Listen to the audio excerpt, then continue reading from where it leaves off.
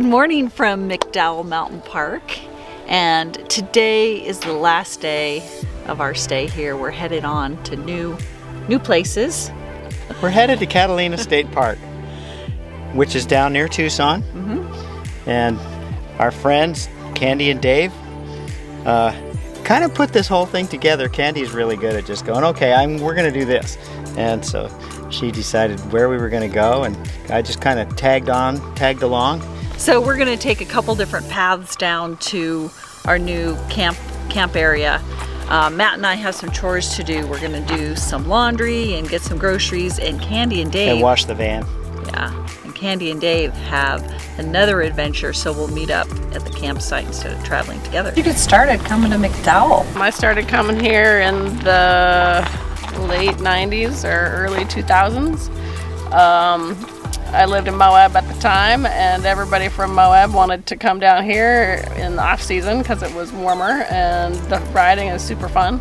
They've been building more and more trails every year. I think there was only, maybe 20 or 30 miles of trail back then, and now there's over 50 or 60 miles. So yeah, it's just a really fun place to come. And you really have to be strategic in your reservations. It has to be the day of 6 months in advance. So if you want to make a reservation for next January 10th, you got to get up on July 10th and make your reservations. And you can only do 14 days. We'll see you this afternoon. Welcome to Clarity Off Grid. We're Matt and Christina. We live off the grid in our self-sustaining home in the mountains of Colorado. And when we aren't working on projects here at home, we're traveling in our Ram ProMaster van that Matt converted into a sweet home on wheels for us and our two dogs, Jessie and Lily Bell. Join us as we share living off the grid during the cold and snowy winter months and traveling to new and exciting places. Leave us a comment, introduce yourself, or just say hi. We'd love to know what kind of information you'd like about off-grid living and traveling. If you like this video, make sure you let us know by clicking the like button.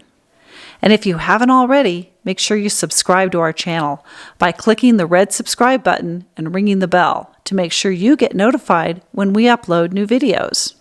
So the first chore is to empty the gray water, which is something we don't usually have to be this intentional about. At home and most places we travel, we can just empty the gray water onto some plants or something, but out here in the desert, they ask you not to do that. So we have to go to an RV dump station, which is a whole new experience for me anyway. I'm really glad we don't have to do this on a regular basis. How's it going out there? Good. I'll show you what we're doing.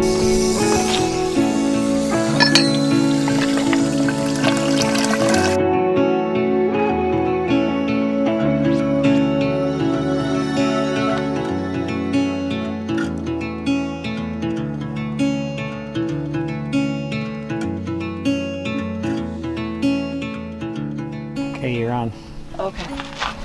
So as we might have talked about, this has been a great trip for us. It's been really fun mountain biking, but it hasn't been so much fun, I don't think, for the dogs because they've been left in the van a lot while we mountain bike.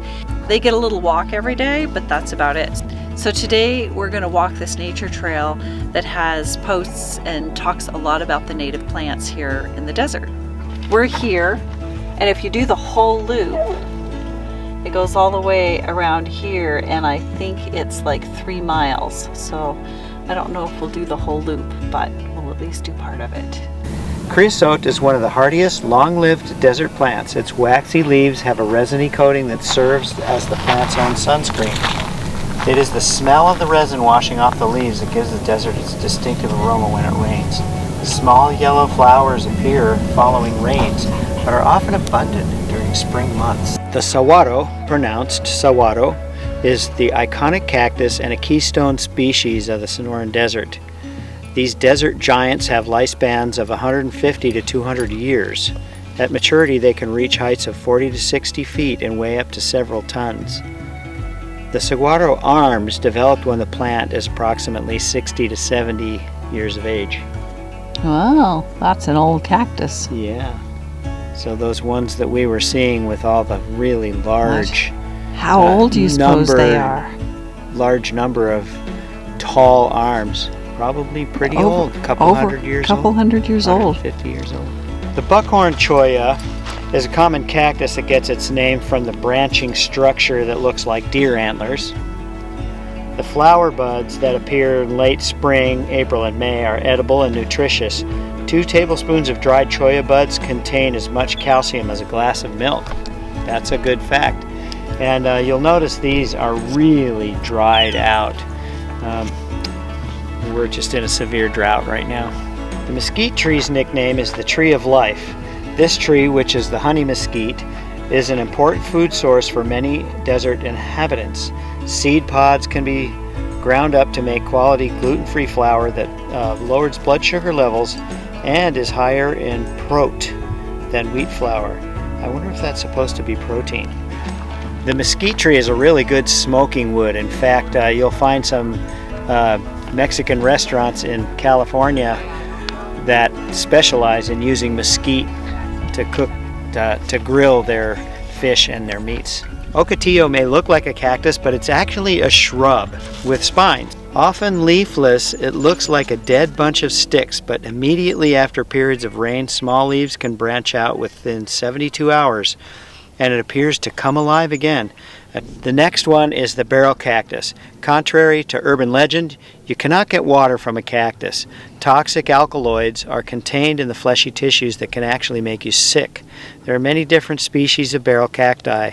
The majority of them flower in the summer and are pollinated by bees. Their fruits are enjoyed by rodents, birds, mule deer, and javelina. So, we've been wondering, how do you tell the difference between a young saguaro and a barrel cactus? Here's the answer. The saguaro has rounded toothpick-like spines, and the barrel has flat spines that are rigid and usually, but not always, down-curved and red in color.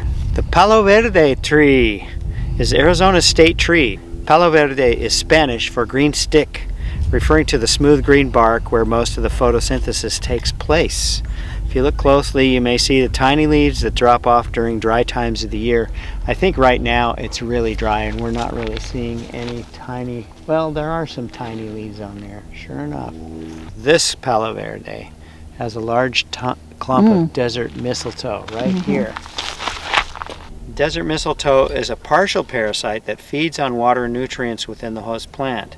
A heavy infestation of mistletoe can damage or even kill the host plant, but it's rare and often takes 15 to 20 years. Mistletoe clumps can be found in trees and sometimes even shrubs. Interesting fact, mistletoe often mimics its host tree. So this one doesn't really have any leaves like the mistletoe that you find at Christmas time, for instance. But if you find mistletoe in a leafy tree, it will have leaves on it. Here's an example of a desert wash. During heavy rains, the desert floor cannot absorb large amounts of water quickly. Water runoff channels into sandy desert washes. Over the years, large amounts of water can cause areas of erosion even on seemingly flat terrain. Desert washes can also serve as an important travel corridor for desert animals and provide diverse plant habitats due to occasional excess water availability. Note the numerous Palo Verde trees growing along this wash that helps illustrate this concept.